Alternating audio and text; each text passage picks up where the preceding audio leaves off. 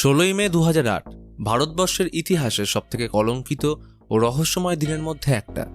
কারণ উত্তরপ্রদেশের নয়ডা শহরের ফ্ল্যাটে পাওয়া যায় এক ডাক্তার দম্পতি রাজেশ ও নূপুর তলওয়ারের 14 বছর বয়সী মেয়ে আরুষি তলওয়ারের লাশ। It was such a happy family, Sonia. I mean, I used to always think I must have done something really nice in my last life to have such a wonderful case एक family. बार फिर से खुला है, court में नहीं India TV की investigation में। এই হত্যাকাণ্ডের শুরু থেকে শেষ অবধি প্রতিটা বিষয় এতটাই জটিল ও প্রশ্নের মায়াজাল সৃষ্টি করে, যার কারণে এটাকে ভারতের সবথেকে রহস্যময় ঘটনা বলা হয়। আজ এই সত্য ঘটনা অবলম্বনে মুভি তলওয়ারের গল্প এক্সপ্লেন করার সাথে আমি এই ঘটনা সম্পর্কিত বেশ কিছু এক্সট্রা তথ্য ও ছবি দেখাবো যা এই মুভিতে বলা হয়নি। আর কেন এই মুভিটা বিতর্কিত সেটা আমি ভিডিওর শেষে বলবো। 16 মার্চ 2008 সকাল 6টায় প্রতিদিনের মতো বাসন্তী কাজ করতে আসে। দুবার কলিং বেল বাজানোর পর নূতন ঘুম থেকে উঠে মেইন দরজা খুলতে আসলে দেখে রুমের দরজা বাইরে থেকে লাগানো।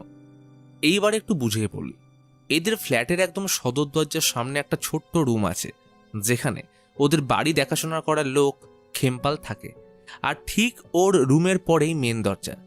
তো বাড়িতে যেই আসুক না কেন খেমপাল দরজা খোলে, কিন্তু সেদিন খেমপাল রুমের দরজা বাইরে থেকে লাগিয়ে কোথাও চলে গেছিল। তাই নূতন মেইন দরজা খোলার সেকেন্ড চাবি উপর থেকে ছুঁড়ে বাসন্তীকে দিলে ও তালা খুলে ভিতরে প্রবেশ করতেই নূতন কেঁদে চিৎকার করে এসে বলে, বাসন্তী দেখ খেমপাল কি করেছে। ছুটে আসতেই দেখল শ্রুতি বিছানায় গলাকাটা অবস্থায় মৃত পড়ে আছে। সামনে পাথর হয়ে দাঁড়িয়ে ওর বাবা রমেশ। বাসন্তী এই ঘটনা গোটা মহল্লায় জানিয়ে দিলে নিমেষে ভিড় জমে যায়। ফ্ল্যাটের দারোয়ান পুলিশকে ইনফর্ম করায় তারা চলে আসলে লোকাল এরিয়ার এক ইনফর্মার দৈনিক ভাস্করের রিপোর্টার সুনীল মরিয়াকে এই খবর দিলে একই সাথে মিডিয়া ভিড় জমায়। সাব ইন্সপেক্টর ধনীরাম ঘটনাস্থলে আসলে প্রথমেই এত লোক দেখে হকচকিয়ে যায়, কারণ এত লোকের উপস্থিতির ফলে খুনের প্রমাণ, ফিঙ্গারপ্রিন্ট সব নষ্ট হয়ে যেতে পারে। অতএব ধনীরাম থানার বড়বাবুকে ডেকে পাঠালে ইনভেস্টিগেশন করার পর বাড়ির লোকের প্রথম বক্তব্য ছিল, আপনারা এখানে বেকার সময় নষ্ট করছেন, সবার আগে খেমপালকে গিয়ে ধরুন, কারণ ওই শ্রুতিকে হত্যা করেছে। কিন্তু বিষয় হলো, নেপালে স্থানীয় এই 45 বছর বয়সী খেমপাল, যে কিনা 2 বছর ধরে এই বাড়িতে বিশ্বস্ত কাজের লোক হিসেবে রয়েছে, সে কেনই বা শ্রুতিকে মারতে যাবে? আর এইখান থেকে শুরু হয় পুলিশদের গাফিলতি, কারণ রক্তমাখা তোষক ছাদে আনার সময় ধনীরামকে শ্রুতির কাকা দীনেশ জানায় যে ফ্ল্যাটের ছাদে যাওয়া সিঁড়ি ও দরজার তালায় রক্ত লেগে, কিন্তু পুলিশ সেটাকে টোটালি ইগনোর করে বলে তোষক নিয়ে যাওয়ার সময় ওটা লেগেছে, আর কিছুই না। আর যখন ছাদের দরজার চাবি খুলতে বলা হয় তখন এই ভিড়ের মধ্যে দীনেশ চাবি আনতে গেলে অনেকক্ষণ কেটে যাওয়ার পরেও না আসলে ধনীরাম গরম লাগছে জানিয়ে ঘটনাস্থল থেকে বেরিয়ে যায়। সেদিন পুলিশ ঘটনাস্থলে শ্রুতির সাথে কোনো ধস্তাধস্তির প্রমাণ না পেলেও তার চাদরে লেগে থাকা রক্ত, সিঁড়ি ও দরজার রক্তের কোনো স্যাম্পেল ও ফিঙ্গারপ্রিন্ট কিছুই কালেক্ট না করে চলে যায়। এর মধ্যে পুলিশের একটা টিম খেমপালকে খুঁজতে তার গ্রামে পৌঁছায়, যেখানে খেমপালকে না পেলে ওর জামাই জীবন শর্মাকে পুলিশি হেফাজতে নিয়ে মারধর শুরু করে, যে কিনা এই ঘটনা সম্পর্কিত কিছুই জানত না। কিন্তু তা সত্ত্বেও ওকে 9 দিন জেলে রাখা হয়। এদিকে পুলিশ তদন্ত করতে ব্যস্ত, আর একদিকে শ্রুতির বাবা মা তার শেষ কৃতকর্ম সারতে। 2 দিন পর দীনেশের এক্স পুলিশ অফিসার বন্ধুর রিকোয়েস্টে পুলিশ ছাদের তালা খুলতে এলে দেখে আরেক কাণ্ড। দেখল ছাদের এক কোণে একটা গরমে পচা বডি পড়ে রয়েছে। আসলে 16 মে ছাদের দরজায় তালা দেওয়া থাকলে রক্তমাখা তোষকটা তারা পাশের বাড়ির ছাদে রেখেছিল, তাহলে কিভাবে এটা কারোর নজরে পড়ল না, এটাই অদ্ভুত ব্যাপার। এই লাশের অবস্থা এতটাই খারাপ ছিল যে তাকে রমেশ পর্যন্ত চিনতে পারছিল না। অবশেষে একজন শনাক্ত করলে জানতে পারে এটা খেমপালের বডি। যে মানুষটা বাড়িতে 2 বছর ধরে কাজ করছে তার বডি ফুলে যাওয়ায় রমেশের তাকে চিনতে না পারার বিষয়টা বড়ই অদ্ভুত। এই ঘটনা শ্রুতির হত্যাকাণ্ডে এক নতুন মোড় তৈরি করে, কারণ এতদিন পুলিশ যেটাকে ওপেন অ্যান্ড শার্ট কেস ভাবছিল, যে বাড়ির মেয়েকে কাজের লোক মেরে পালিয়ে গেছে, সেটা সম্পূর্ণ ভুল। তবে পুলিশ সেদিন ফ্ল্যাটের ছাদের দেওয়ালে একটা রক্তমাখা হাতের ছাপ পায়, কিন্তু সেটাকে ফরেন্সিক টেস্টে না পাঠিয়ে একদম জিনিসটাকে ইগনোর করে দেয়। শ্রুতির ময়নাতদন্তের রিপোর্ট অনুযায়ী প্রথমে কোনো ভারী কিছু দিয়ে ওর মাথায় 2 বার আঘাত করে অজ্ঞান করা হয়, তার আধ ঘন্টা পর খুব সূক্ষ্মভাবে কোনো ধারালো জিনিস দিয়ে ওর গলা কাটা হয়েছে। আর এই একই জিনিস খেমপালের ক্ষেত্রেও হয়েছে। তোমরা সবাই জানো গোটা দেশের অপেক্ষার অবসান করে আইপিএল শুরু হয়ে গেছে, যার উপলক্ষে 1x একটা বড় প্রতিযোগিতা অর্গানাইজ করেছে, যেখানে রয়েছে অসাধারণ পুরস্কার। প্রতিযোগিতার সমস্ত ডিটেলস 1x এর ওয়েবসাইটে চলে এসেছে, যেটা পুরো টুর্নামেন্ট জুড়ে চলবে, যেখানে জেতার সুযোগ রয়েছে Samsung Galaxy S23 ultra, Apple watch series 9 সহ আরও বড় পুরস্কার 3টে টাটা নেক্সন কার। তো এই আকর্ষণীয় পুরস্কার জেতার জন্য আমার কমেন্টে দেওয়া লিঙ্ক থেকে ওদের সাইটে রেজিস্টার করে প্রথমে আইপিএল ম্যাচের উইনারদের চয়েস করে কম্পিটিশন শুরু হওয়ার অপেক্ষা করো। সাথে আপনার জেতার চান্স বাড়ানোর জন্য আমার প্রোমো কোড REALM1 ইউজ করলে প্রথম ডিপোজিটে পেয়ে যাবেন আপ টু 33,000 টাকার বোনাস। তো দেরি না করে 1x এর সাথে আরও বেশি যেত। পুলিশ তদন্ত করে পায় যে মৃত্যুর কয়েক ঘন্টা আগে শ্রুতি বাবার কাছে ক্ষমা চেয়ে কয়েকটা মেল পাঠিয়েছিল এবং লাস্ট মুহূর্তে সে চেতন ভগতের বই the 3 mistakes of my life পড়ছিল। সাথে লোকাল কেবল অপারেটরের থেকে জানতে পারে যে প্রায় ভোর পর্যন্ত, অর্থাৎ শ্রুতির মৃত্যুর পরেও ওয়াইফাই ইউজ হওয়ার কারণে কন্টিনিউ নাকি অন অফ হচ্ছিল। এই প্রমাণের ভিত্তিতে পুলিশ নূতন ও রমেশের উপর জেরা শুরু করে। তাদের এটা বিশ্বাস হয় না যে বাড়িতে দুটো খুন হওয়ার পরেও কিভাবে এরা শুনতে পেল না। এই ক্ষেত্রে দুজনের বক্তব্য ছিল যে ওদের রুমের এসি পুরনো হওয়ার কারণে অনেক বেশি আওয়াজ করে, ফলে বাইরের কিছুই শোনা যায় না। এরই সাথে পুলিশের একটা দল রমেশের ডেন্টাল ক্লিনিকের কম্পাউন্ডার কানাইহাকে জিজ্ঞাসাবাদ করতে শুরু করে। তাকে খেমপাল নেপাল থেকে কাজের সূত্রে এখানে এনেছিল। তার বক্তব্য ছিল রমেশের নাকি বিজনেস পার্টনার সুনিতার সাথে অবৈধ সম্পর্ক ছিল, যেটা অবশ্য দুজনের কেউ স্বীকার করেন। পুলিশ শুরু থেকে চাইছিল এই কেসটা বন্ধ করতে, তাই এইসব রিপোর্ট অনুযায়ী একটা ফাইল রেডি করে, যেখানে বলা হয় শ্রুতি বাবার এই অবৈধ সম্পর্কের জন্য ডিপ্রেশনে থাকতো, তাই বাইরের কাউকে না বলে খেমপালের সাথে ব্যাপারটা শেয়ার করত।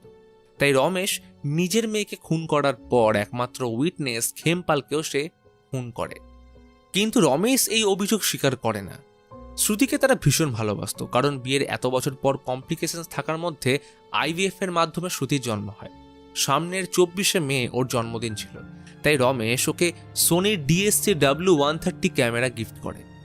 এইবার নতুন ক্যামেরা আসার পর বেশ কিছু ফটো ভিডিও শ্রুতি ক্যাপচার করেছিল, কিন্তু পরবর্তীকালে তদন্তের খাতিরে ক্যামেরা চেক করা হলে সেখানে বেশ কয়েকটা ফাইল মিসিং ছিল। পুলিশ আরও জানতে পারে শ্রুতির পিণ্ডদানের ডেটা অনুযায়ী ওর মৃত্যুর টাইম বলা হয়েছিল রাত 2টো। পুলিশ এটা নিয়েও রমেশকে জেরা করে, কারণ তারা যখন জানেই না সে কখন মারা গেছে, তাহলে মৃত্যুর সময় যে রাত 2টো সেটা কি করে জানলো। এমনিতেই এই কেসের ব্যাপারে তখন পুরো ইন্ডিয়ায় চর্চা চলছিল, তাই মিডিয়া প্রেসারের কারণে পুলিশ রমেশকে তার মেয়ে এবং খেমপালের খুনের অপরাধে গ্রেপ্তার করে। মিডিয়া কনফারেন্সে chief executive officer official statement দিয়ে কেস ক্লোজ করতে চাইলে ভীষণ রকম বিবাদের সৃষ্টি হয়, যেখানে কিছুজন তার বাবার পক্ষে এবং কিছুজন পুলিশের পক্ষে ছিল। এমনকি এই ঘটনার উপর কেন্দ্র করে শ্রুতির বন্ধুরা পর্যন্ত মিছিল বের করে। কিন্তু এই ঘটনা সম্পর্কিত একাধিক তথ্য মিডিয়াতে ভাইরাল হয়। অফিসার কনফারেন্সে বলে খেমপাল ও শ্রুতির মধ্যে অবৈধ সম্পর্ক ছিল, আর সেদিন রমেশ ওদের আপত্তিজনক অবস্থায় দেখে ফেলায় রাগে দুজনকে মেরে অজ্ঞান করার পর সার্জিক্যাল ছুরি দিয়ে তাদের গলা কেটে খুন করেছে। এই পয়েন্ট আরও জোরালো হয় কারণ গলায় ক্ষতের দাগ খুব বেশি সূক্ষ্ম ও ধারালো ছিল, যেটা প্রমাণ করছিল এই কাজ খুব দক্ষতার সাথে করা হয়েছে। এবং রমেশ যেহেতু ডাক্তার, তাই সব সন্দেহ ওর উপরেই যায়। সবথেকে অদ্ভুত ব্যাপার, এই হত্যাকাণ্ডের ঘটনাস্থলে পুলিশ শুরু থেকেই এত বেশি গাফিলতি করে যে টেবিলের উপর রাখা মদের বোতল থেকে কেউ ফিঙ্গারপ্রিন্ট নেয়নি, যা নিয়ে পরবর্তীকালে কি সমস্যা তৈরি হয় সেটা ভিডিওর শেষে জানতে পারবে। এই ঘটনা সময়ের সাথে জটিলতার এমন পর্যায়ে পৌঁছয় যেখানে পুলিশ, মিডিয়া বা এই খুনের সাথে জড়িত প্রতিটা সদস্যের বয়ান সম্পূর্ণ একে অপরের বিপরীত হয়ে যায়। তাই না চাইতেও হোম মিনিস্ট্রির হস্তক্ষেপে এই কেস সিবিআইকে পাস আউট করা হয়, যার তত্ত্বাবধানে ছিল ডিপার্টমেন্টের সবথেকে বুদ্ধিদীপ্ত ও অভিজ্ঞ অফিসার অশ্বিন কুমার এবং তার সহকারী এসিপি বেদান্ত। অশ্বিন খেমপালের ঘর থেকে কয়েকটা বিয়ারের বোতল উদ্ধার করে, কিন্তু খেমপাল কোনোদিনও মাদক সেবন করত না, তার শুধুমাত্র স্মোকিং এর নেশা ছিল। তাহলে নিশ্চয়ই সেদিন একাধিক লোক এখানে উপস্থিত ছিল। অশ্বিনের তদন্ত অনুযায়ী 16 তারিখ সকালে নূতন যখন প্রথম খেমপালকে ফোন করে তখন কেউ একজন ফোন রিসিভ করেছিল, কিন্তু পরক্ষণেই সে ফোন অফ করে দেওয়ায় আজ অবধি সেই ফোন পাওয়া যায়নি। রমেশের পূর্ব বয়ান অনুযায়ী রুমের এসি প্রচণ্ড আওয়াজের কারণে বাইরে কি হচ্ছে কিছুই শোনা যায় না। অশ্বিন এটা পরীক্ষা করার জন্য এসি চালিয়ে দরজা বন্ধ করে বাইরে থালা গ্লাস ফেলে চিৎকার করে দেখে যে এসির ব্যাপারটা সত্যি।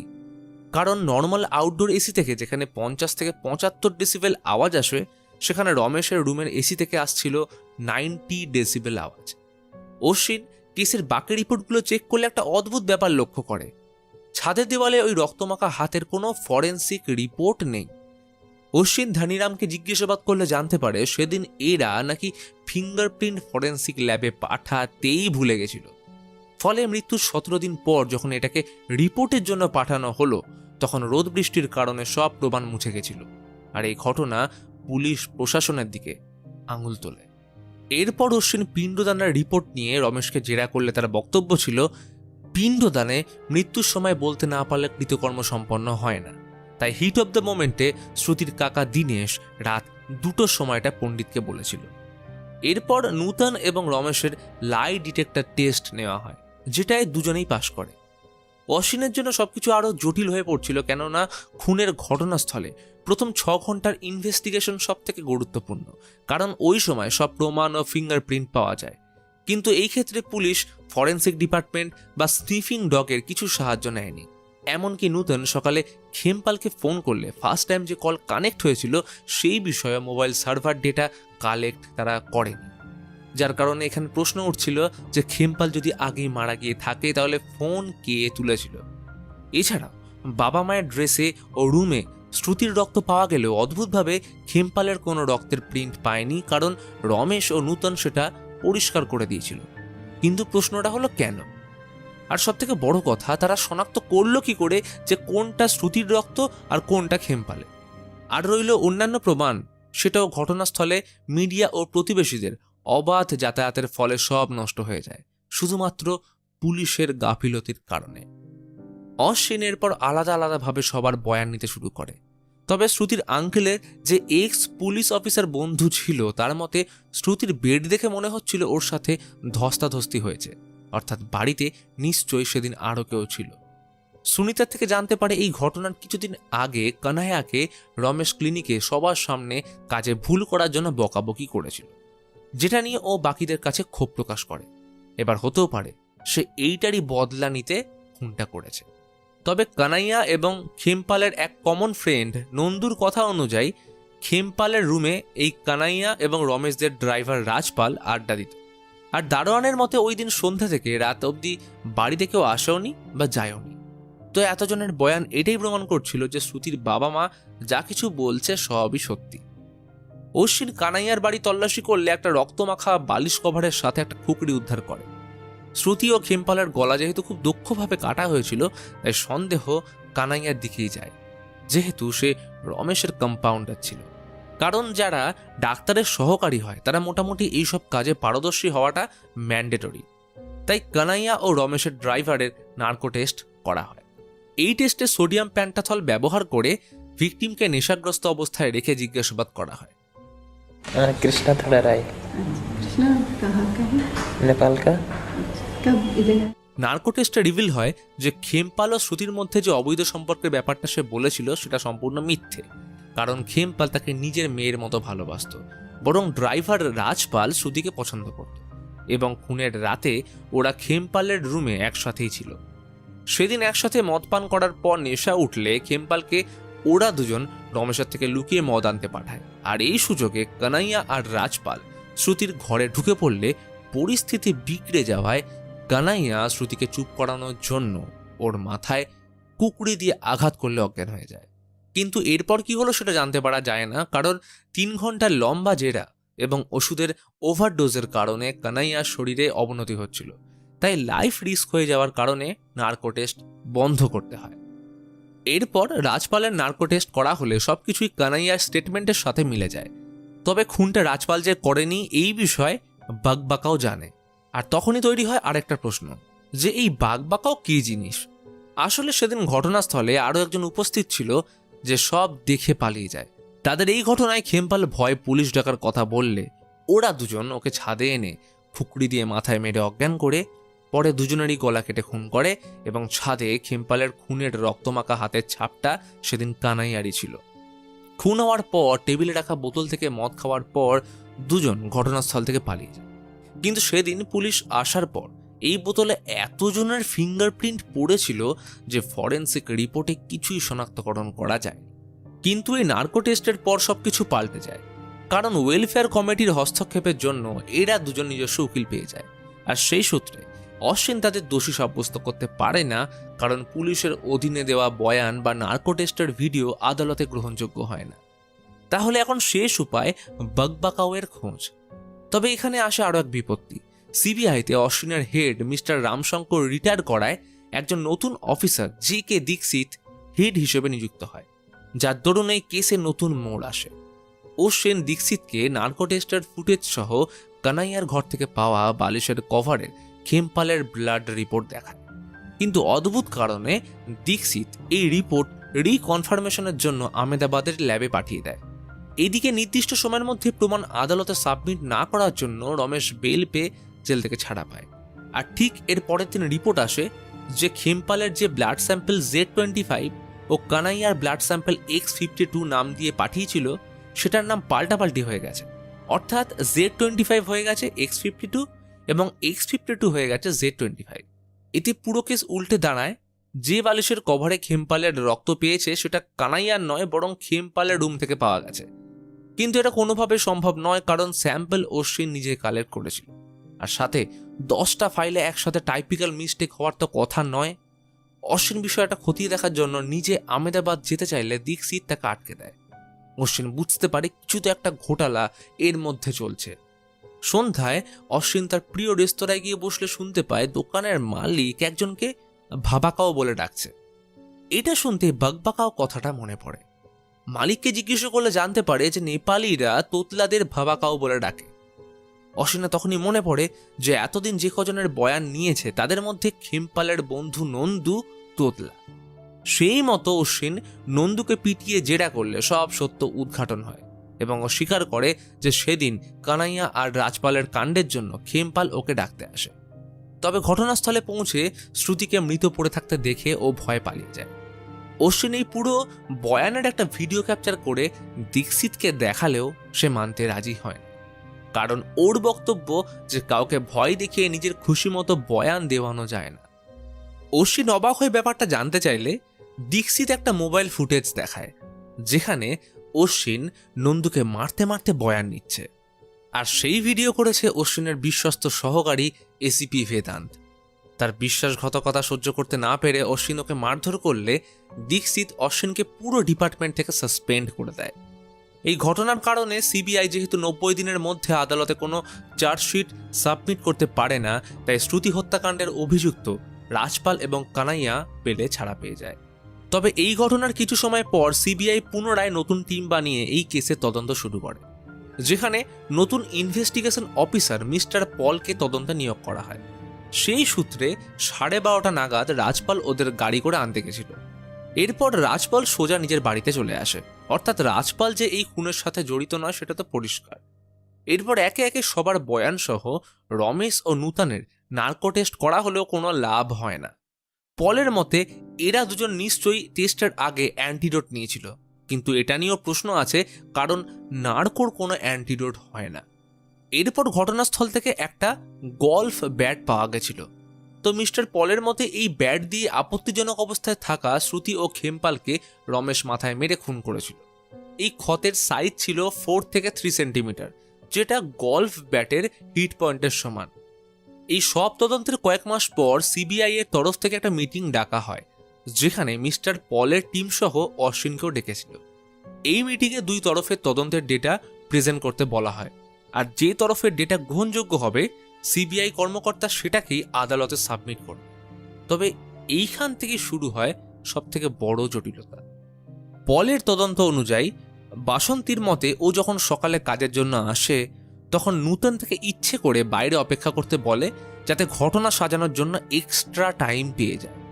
মেইন দরজা ও রুমের মাঝে যে দুটো গেট থাকতো সেই জায়গাটা খেমপালের রুমের সাথে একটা এক্সট্রা দরজার সাথে কানেক্টেড, কিন্তু খেমপাল ওটার সামনে ফ্রিজ ও যাবতীয় সরঞ্জাম রাখার কারণে দরজাটা কখনো ইউজ হতো না। সেদিন বাড়ির কাজের মেয়েকে বাইরে অপেক্ষা করতে বলে নূতন এই দরজা ইউজ করে পুরো ব্যাপারটা এমন করেই সাজায় যাতে মনে হয় খেমপাল দরজা বাইরে থেকে লাগিয়ে চলে গেছে। যার কারণে বাসন্তী ঘরে ঢোকার পরেই ওদের বক্তব্য ছিল যে দেখো বাসন্তী, শ্রুতিকে খেমপাল খুন করে পালিয়েছে। তবে এই খুনের কারণ ছিল আচমকা রাগ, কেননা রমেশ তার মেয়ে ও খেমপালকে আপত্তিজনক অবস্থায় দেখে ফেলে। তবে শ্রুতি এই কাজটা তার বাবা মায়ের প্রতি বদলা নেওয়ার জন্য করেছিল, কারণ তদন্তে ভালোভাবেই জানা গেছে যে তার বাবা মা দুজনেরই অবৈধ সম্পর্ক ছিল। তো এবার রইল বাকি অশ্বিনের নার্কো টেস্ট, যার অনুযায়ী খেমপাল ও শ্রুতির ফোন রাজপাল আর কানাইয়া ভেঙে দিয়েছিল। কিন্তু এই ঘটনার 6 মাস পর শ্রুতির ফোন উত্তরপ্রদেশের একটা জায়গা থেকে খুঁজে পাওয়া গেছে। তো সবকিছু দেখে এটাই বক্তব্য যে শ্রুতির খুন ওর বাবা মাই করেছে। তবে অশ্বিনের তদন্ত অনুযায়ী শ্রুতি ও খেমপালের খুন কানাইয়া করেছে। তবে সবকিছুই যখন জলের মতো পরিষ্কার হয়ে যাচ্ছিল সেই মুহূর্তেই কেন সবাই নিজের বয়ান পাল্টে ফেলল? নিশ্চয়ই এই সবকিছুর পিছনে কোনো প্রভাবশালী ব্যক্তির হাত রয়েছে। এছাড়াও পলের স্টেটমেন্টের কাউন্টার করে বলে যে কারোর পক্ষেই অত ভারী জিনিস দরজার সামনে থেকে সরিয়ে সেগুলোকে আবার সাজিয়ে খেমপালের বডি ছাদে এনে তার রক্ত ক্লিন করে ব্যাপারটাকে কখনোই এত কম সময়ের মধ্যে ম্যানেজ করা সম্ভব নয়। এছাড়াও খেমপালের ঘর থেকে যে গলফ ব্যাট পাওয়া গেছিল সেই বক্তব্য অনুযায়ী রমেশ ওদের আপত্তিজনক অবস্থায় দেখার পর যদি খেমপালের রুম থেকে ব্যাট এনে তাদের মেরেই থাকে, তাহলে এমনটা তো নয় যে ওরা রমেশের ব্যাট নিয়ে আসার জন্য অপেক্ষা করে একে অপরের উপর আপত্তিজনক অবস্থায় শুয়ে থাকবে। এছাড়াও শ্রুতির যখন বয়ফ্রেন্ড আছে, তাহলে ও একজন বাবার বয়সী লোকের সাথে কেনই বা এমনটা করতে যাবে?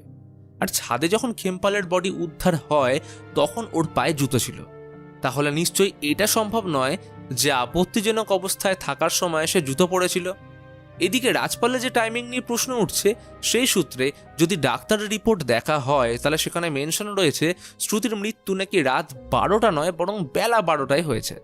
তো এত বড় টাইমিংয়ের ভুল ডাক্তার কিভাবে করলো?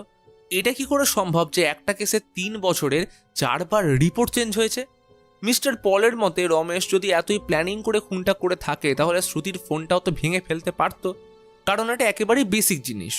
আর এখনো পর্যন্ত যে রহস্যটা চাপা পড়ে রয়েছে তা হলো মিস্টার দীক্ষিতের বলার পর যখন ব্লাড স্যাম্পেলের রিপোর্ট পুনরায় চেক করা হলো, ঠিক তার পরেই 10টা ফাইলে টাইপোগ্রাফি এরর হলো কি করে? এই কেস তখনই মিটে যেতে পারত যদি পুলিশ শুরু থেকে সিরিয়াসলি ভাবে প্রতিটা কাজ করত এবং নন্দুর বয়ান অ্যাপ্রুভাল হিসেবে কোর্টে প্রেজেন্ট করা হতো, কিন্তু সেটা করতে দেওয়া হয়নি। এতক্ষণে দুই পক্ষের মতামত জানার পর এটুকু বোঝা যায় যে ইনভেস্টিগেশন দুই তরফের দিক দিয়ে কিন্তু ঠিক, তবে বেশ কিছু স্টেটমেন্ট সন্দেহের আওতায় থেকে গেছে, যেটাকে কোর্ট কখনোই অ্যাকসেপ্ট করবে না। শ্রুতি হত্যাকাণ্ড ভারতবর্ষের ইতিহাসে প্রথম কোনো কেস যেটা অফিসিয়ালি সিবিআই এর তরফ থেকে কোর্টে আর্জি জানিয়ে বন্ধ করে দেওয়া হয়, কিন্তু আদালত সবকিছুর ঊর্ধ্বে গিয়ে 2013 সালে নূতন ও রমেশ ট্যান্ডনকে 10,000 টাকার জরিমানা করে আজীবন কারাদণ্ডের আদেশ দেয়। কিন্তু তাদের বিপক্ষে সঠিক প্রমাণ পাওয়া না গেলে 2017 সালে তাদের ছেড়ে দেওয়া হয়। তাহলে এখন প্রশ্ন, এই মুভিটা নিয়ে কেন এত বিতর্ক? আসলে অনেকের মতে এই মুভি শুধুমাত্র রাজেশ ও নূপুরের ইমেজ ক্লিন করার জন্য রিলিজ করা হয়েছিল। তার ফলে যেসব তথ্য লুকোনো হয়েছে সেগুলো এখন আমি তোমাদের জানাতে চলেছি। 16 তারিখ বাসন্তী অর্থাৎ ভারতী মণ্ডল চলে যাওয়ার পর রাজেশ পুলিশকে খবর না দিয়ে নিজের আত্মীয়দের প্রথম খবর দেয়, ফলে বডি ঘন্টার পর ঘন্টা বাড়িতেই পড়েছিল। তবে মৃত্যুর খবর ছড়িয়ে পড়লে বীরেন্দ্র সিং নামের এক প্রতিবেশী ফ্ল্যাটের দারোয়ানকে বলে পুলিশ ডাকার ব্যবস্থা করে, কিন্তু তাদের আসার পূর্বেই সমস্ত প্রমাণ ও ফিঙ্গারপ্রিন্ট ঘটনাস্থলে নষ্ট হয়ে যায়। দ্বিতীয়ত, পুলিশ ঘটনাস্থলে তদন্ত করতে শুরু করলে এই দম্পতি তাদের বাধা দিয়ে পুলিশকে 25,000 টাকা দিয়ে জোর করে যে নেপালে গিয়ে হেমরাজকে খুঁজে বের করার জন্য। তৃতীয়ত, হেমরাজের রুমে খুকড়ি পাওয়ার বিষয়টা সম্পূর্ণ ভুল খবর, যেটা রাজেশ তাদের জানিয়েছিল। চতুর্থ, ময়নাতদন্তের রিপোর্টে বেশ কয়েকটা গুরুত্বপূর্ণ তথ্য বেরিয়ে আসে, যার অনুযায়ী গলা কাটার ফলে আরশি ও হেমরাজের খুন হয়নি, বরং তাদের মাথায় আঘাত করার ফলে ব্লাড ক্লট হয়ে যাওয়ার কারণে মৃত্যু হয়েছে। পঞ্চম এবং লাস্ট পয়েন্ট, সময়ের সাথে বহুবারই হত্যাকাণ্ডের ফরেন্সিক রিপোর্ট পাল্টানো হয়েছে। কারণ প্রথমে বলা হয়েছিল যে আরশির উপর কোনো শারীরিক অত্যাচার হয়নি, কিন্তু পরবর্তীকালে রিপোর্টে পাবলিশ হয় যে আরশি মারা যাওয়ার পর তার পায়জামা এবং আন্ডারওয়্যার খুলে প্রাইভেট পার্ট পরিষ্কার করে শুধুমাত্র পায়জামাটিকে পরে পুড়িয়ে দেওয়া হয়েছিল। তার প্রাইভেট পার্ট থেকে দুজনের ডিএনএ পাওয়া যায়, তার মধ্যে একটা ছিল আরশির, কিন্তু দ্বিতীয় ডিএনএ কার ছিল সেটা কোনোদিনও জানাই যায়নি। এই জন্য আরশির যৌন কার্যকলাপ নিয়ে বহু প্রশ্ন ওঠে, যার কারণে শুরু থেকে এই রিপোর্ট ও আরশির উপর হওয়া শারীরিক অত্যাচারের ব্যাপারটা লুকিয়ে রাখার জন্য ফ্যামিলি থেকে পুলিশের উপর চাপ দেওয়া হয়। আর পরবর্তীকালে অদ্ভুতভাবে এই রিপোর্ট ফাইলটাই হারিয়ে যায়। কিন্তু এত কিছু ঘটনার পরেও মিডিয়া, পুলিশ বা সিবিআই হেমরাজ বা খেমপালের উপর কোনো দৃষ্টিপাত করেনি। এমনকি তার মৃতদেহ সকলের সামনে অসম্মানজনকভাবে টানতে টানতে নিয়ে যাওয়া হয়। এর কারণ কি শুধুমাত্র সে গরিব এই জন্য? ওকে কে খুন করলো? সেই উত্তর ধামাচাপা পড়ার সাথে আজও প্রমাণ হয়নি যে খেমপাল ও শ্রুতির মধ্যে কোনো অবৈধ সম্পর্ক ছিল কিনা। তাহলে এতদিন ধরে বর্তমান সময় পর্যন্ত খেমপাল এবং তার পরিবার যে অন্যায় অবিচার সহ্য করলো, তার মূল্য কে দেবে? সত্যি কি আইনের দুচোখ বাঁধা? তো আপনাদের মতে দোষী কে, সেই মতামত কমেন্টে জানাও। আর এমন ভিডিও যদি পরবর্তীকালে আরো দেখতে চাও তাহলে একটা ছোট্ট করে লাইক করে দিও।